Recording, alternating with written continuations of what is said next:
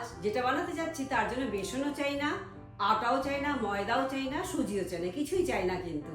তা আজ যেটা চাই সেটা হলো আমাদের সব সময়ের ফেভারিট লিজ্জত পাপড়। সেই ছোটবেলার অ্যাডের গানটা মনে আছে নিশ্চয়ই তোমাদের সবার।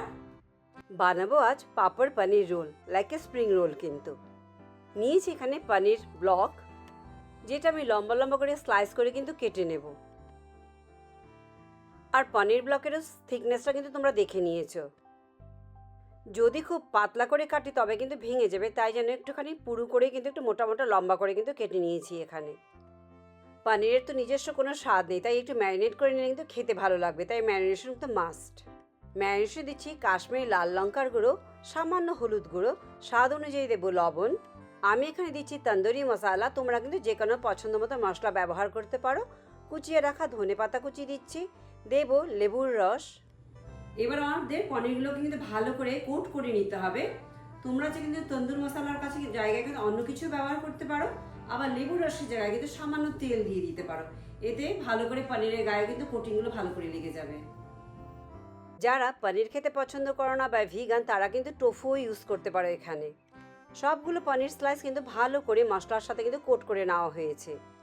এবার সেই লিজ্জত পাপড় তাদেরকে রোল করবার জন্য তো নরম করে নিতে হবে আমাদের, তাই একটু ছড়ানো পাত্রে লিউকওয়ার্ম ওয়াটার, কিন্তু ঘরের রুম টেম্পারেচার নর্মাল জল নিচ্ছি না, তাতে কিন্তু অনেকটা সময় লেগে যায়, আবার বেশি ভিজলে কিন্তু পাঁপড়গুলো ভেঙে যায়।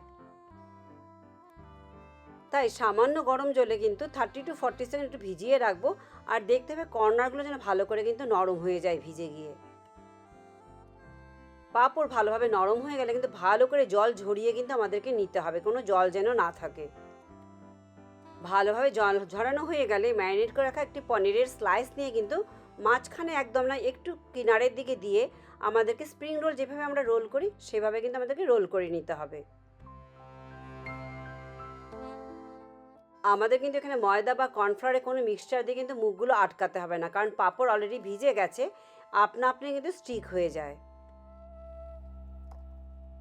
ব্যাস, একটি পাঁপড় রোল করা হয়ে গেল। একইভাবে সবগুলো পাঁপড়ই আমাদেরকে রোল করে নিতে হবে যে যতটা বানাতে চাইছো। আমি আরও একটি পাঁপড় তোমাদেরকে রোল করে দেখিয়ে দিচ্ছি। তোমরা আমার ভিডিওটি ফেসবুক পেজ থেকে দেখে থাকলে পেজটি লাইক করে চ্যানেলটি কিন্তু সাবস্ক্রাইব করে দেবার অনুরোধ রইল। একটি জিনিস খেয়াল করতে হবে, যেখানে এই রোলগুলো বানাচ্ছ সেখানে কিন্তু যেহেতু ভেজা পাঁপড় রাখা হচ্ছে, অনেকটা জল থেকে যাচ্ছে, কাজেই কিছুটা সময় পরপর কিন্তু একটা টিস্যু দিয়ে কিছু দিয়ে জলটাকে মুছে নিও, নয়তো ভিজে থাকা পাঁপড়গুলো কিন্তু এখানে থেকে কিন্তু ছিঁড়ে যাবার সম্ভাবনা থাকে।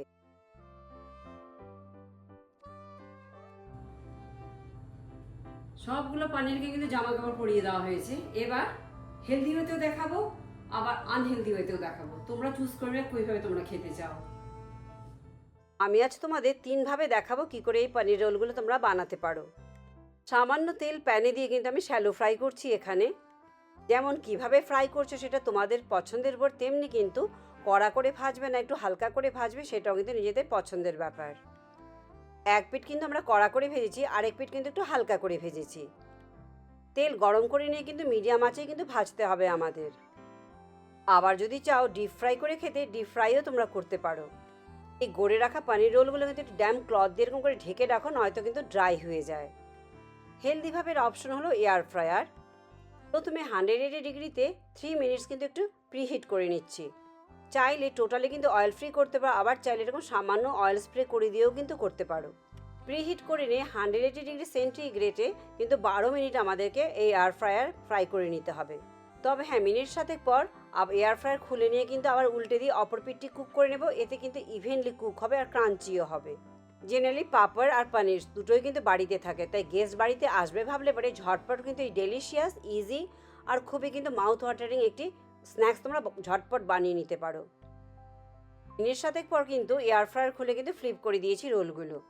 আমার চ্যানেলে কিন্তু আরও অনেক স্ন্যাক্সের রেসিপি আছে, তাই তোমরা ওখানেও কিন্তু দেখে নিতে পারো কোনটা তোমাদের পছন্দ, আর সেটা জানিও কমেন্ট বক্সে।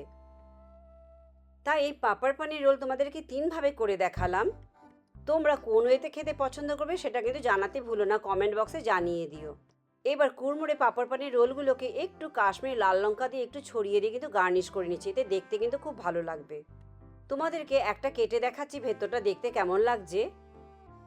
দারুণ টেম্পটিং লাগছে কিন্তু দেখতে। যে কোনো ফেভারিট সস বা মেয়োনিজের সাথে ডিপ করে কিন্তু খেতে পারো।